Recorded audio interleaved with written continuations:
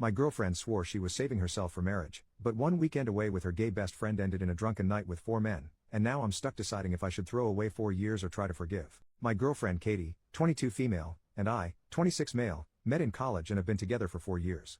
I'm the first person she's ever had a relationship with because her parents were very strict in high school. Our parents are religious and don't believe in lovemaking before marriage, and while I don't really care, she's very close with her parents, so we've been waiting.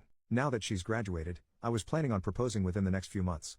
I had a ring picked out and everything. I was head over heels for this girl. That all changed last night. Or last weekend really. Katie has had a male best friend since high school that her parents never liked because he claimed to be gay. Let's call him Liam. She was excited to be going to the same college as him, because it meant they could hang out as much as they wanted. I've never been a big fan of the male best friend thing, but he's gay, so whatever. Except 2 years ago, he came out as bisexual. I never really liked the vibes when he was around her, so I asked Katie to stop hanging out with him alone. She accused me of not being supportive of him and trying to control her, just like her parents did. I told her it was her choice if she wanted to keep seeing him alone, but I wouldn't be sticking around for it. It was the biggest problem we'd ever had in our relationship, but we worked through it. The compromise was that Liam and his boyfriend could hang out with me and my girlfriend together, as couples, but never alone. I never wanted to cut her off from her friends. With this stipulation, however, the 4 of us only got together twice before Liam ended up transferring to a different college over the summer. My girlfriend stayed in contact with them over Discord, stayed friends with both of them when they broke up, and formed a gaming server with them and some of their other friends. Most of these friends were men, but she assured me nothing funny was going on. Most of them even had girlfriends, she said. Last weekend was Liam's birthday party, and he invited her. Katie wanted to talk to me about it first, to make sure I was okay with it.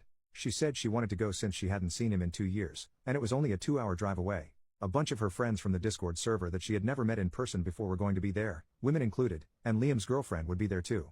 Since I had a weekend trip planned, leaving Friday, returning Sunday, I unfortunately wouldn't be able to attend with her, but I told Katie I trusted her and had no problems with her going to see her friends. The problem started Saturday night. She texted me in the morning when she was leaving for the party, she texted me when she got there, and she texted me a couple times throughout the night to check in. Katie told me that she had planned on driving back around 9 or 10, but it was around that time that the text messages stopped. I assumed she was just having a good time and I didn't want to seem controlling, so I didn't bother her. I did stay up to watch her location and make sure she got home though, and she did, around 2 a.m.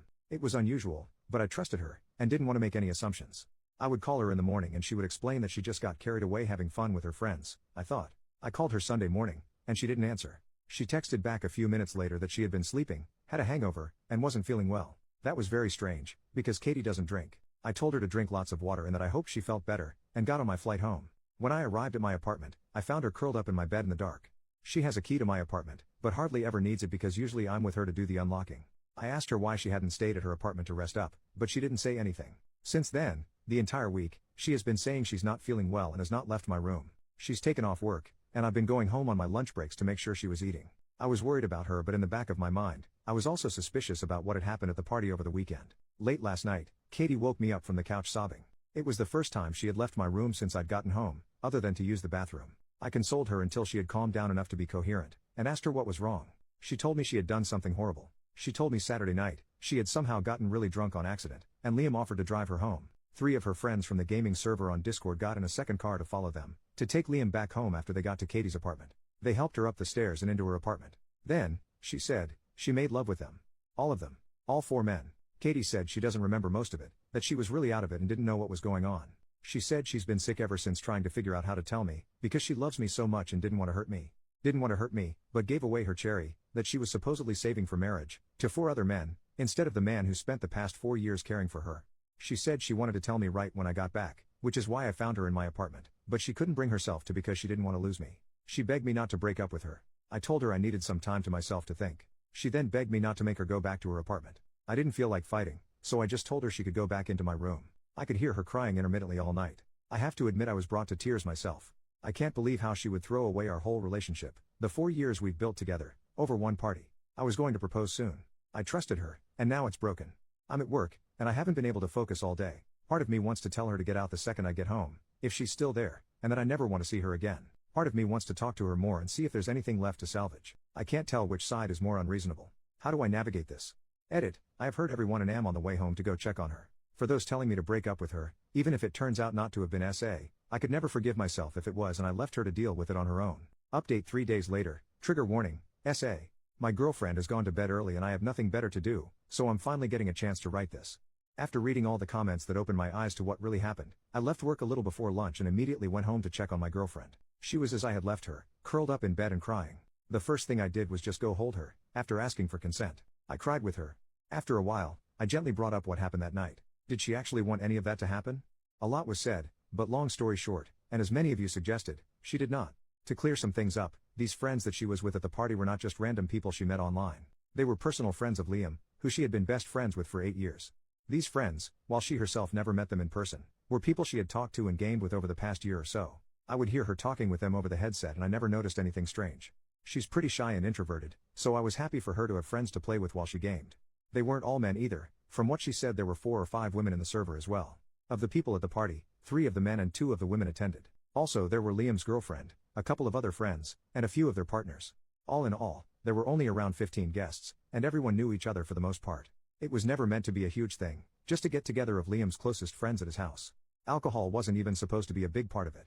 At the beginning of the party, a lot of them just gamed together, since they hadn't been able to in person for a while. There was no big girl or guy separation, as a lot of people at the party were LGBT+. Some people got in little groups to chat together, just general mingling, etc.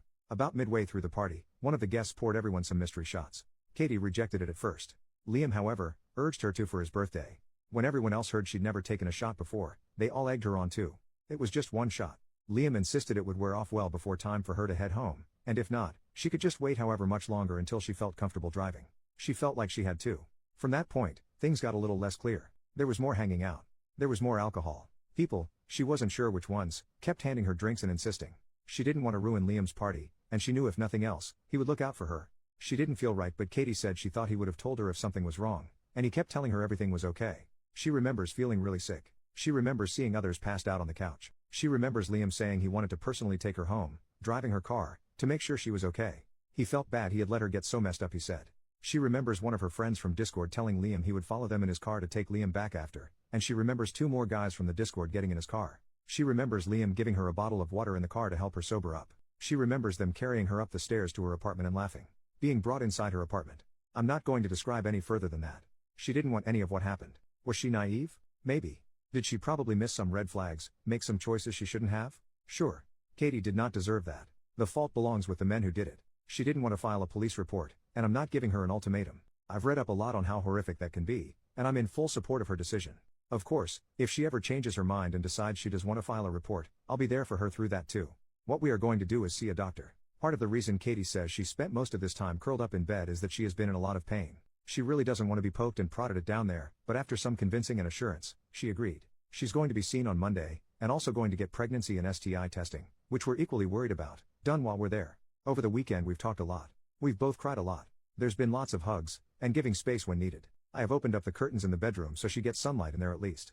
For anyone who is concerned, no, I'm not making her go back to her apartment. For the jerks who suggested it, no, I'm not leaving her, before or after her healing, to find someone who isn't damaged, and no, I will not be ratting her out to her parents.